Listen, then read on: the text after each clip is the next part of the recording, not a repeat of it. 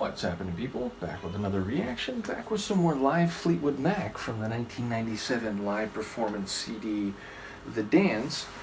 And we're going to listen to You Make Loving Fun, which I have more context for, meaning this was on Rumours, and I remember when I reacted to it, a number of folks pointed out that it was Christine McVie's not only vocals, but that she wrote the song after having an affair with, I think Mark said it was like the lighting director, someone else said it was a roadie, but yes, someone who was involved in their touring, even as she was married to one of the other band members, John McVie. So yeah, ultimately it's a song with an autobiographical element and one that addresses complicated interpersonal relations, which is of course also a factor in their songs as it relates to Stevie and Lindsay. So yeah, it seems like they had a lot of fruitful output related to their personal affairs, and of course I guess you could say that about a lot of bands and artists, but in a more complicated way than you would typically see.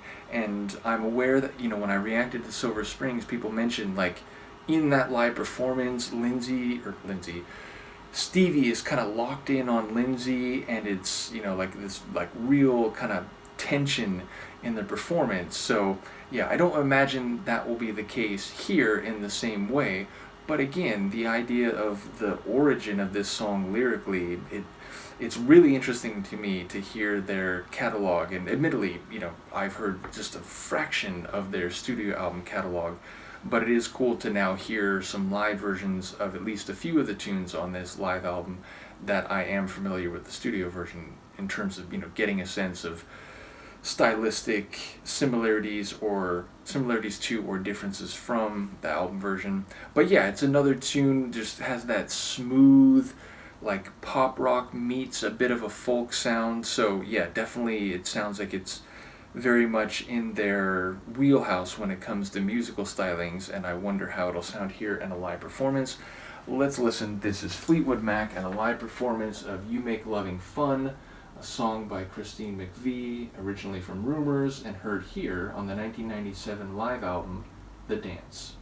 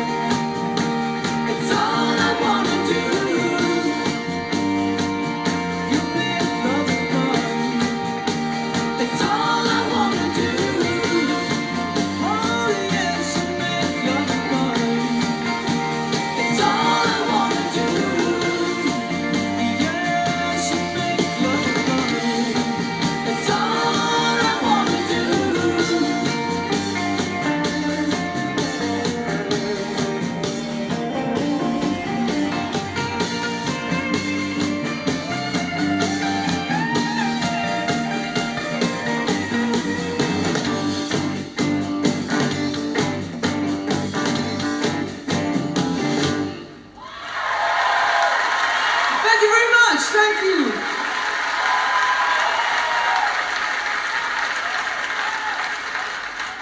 This is a new song. 1, 2, 3. Oh, so the next one is a new song. Okay.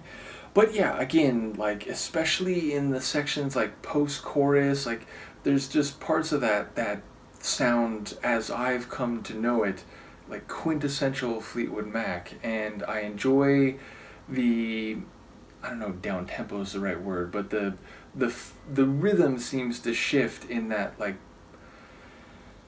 I guess it's the chorus itself, but basically there's like kind of two major sections to that, and they both sound good here. I feel like it might be slightly slower than the album version. Maybe I'm wrong there. The biggest difference I notice is that Christine's voice sounds like it's a bit lower in terms of the tone, which makes sense. This is, what, 20 years after the Rumours album, so yeah, ultimately that felt like more different than anything else. Everything in terms of the instrumental parts and so on, that felt pretty much, in the same direction as the album track. But yeah, it's a really compelling tune. As I heard the line, I did remember, I think it was Mark and maybe others beyond Mark, commented on that line about, like, I don't have to tell you you're the only one. And the idea of maybe that being a liberating thing, that, like, we could have this kind of connection, we can make love, but it doesn't have to be, like, the emotional intensity or the, like, singularity, the exclusivity that comes with, like, a married relationship, and thus, like, the idea of, which, again, having an affair, it's a controversial thing, but, like, her taking solace in that, and even saying, like, part of this appeal is that, we can share this, whatever, but, like, it doesn't, like, everything doesn't have to be on the table. We can, take it as it comes, leave it as it comes, or as is necessary. And, the idea of, like, the feeling following her around, which that also reminded me, I think it was Mark again, maybe multiple people, like, apparently she had said to her husband at the time, like, oh, it's about the dog. And the idea, like, the feeling following you around, like, a dog follows you around.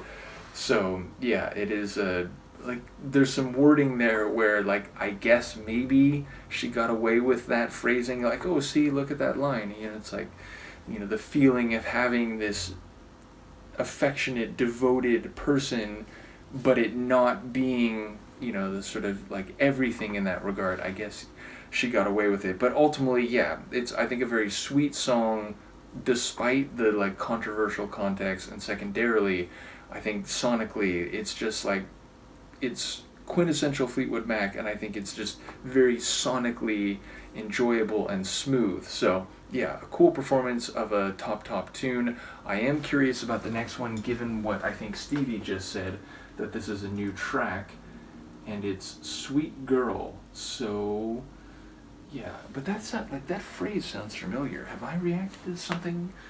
Maybe I just, like, know another song by that name.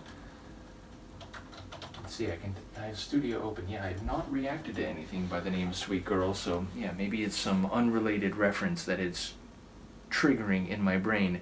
Nevertheless, we'll look forward to that one next time. Let me know what you think here, and I will see you then. And also, let's give a hand to Luca, who did her absolute best to sabotage this reaction in multiple ways, but now is sitting tranquil as ever. So yes, the irony abounds.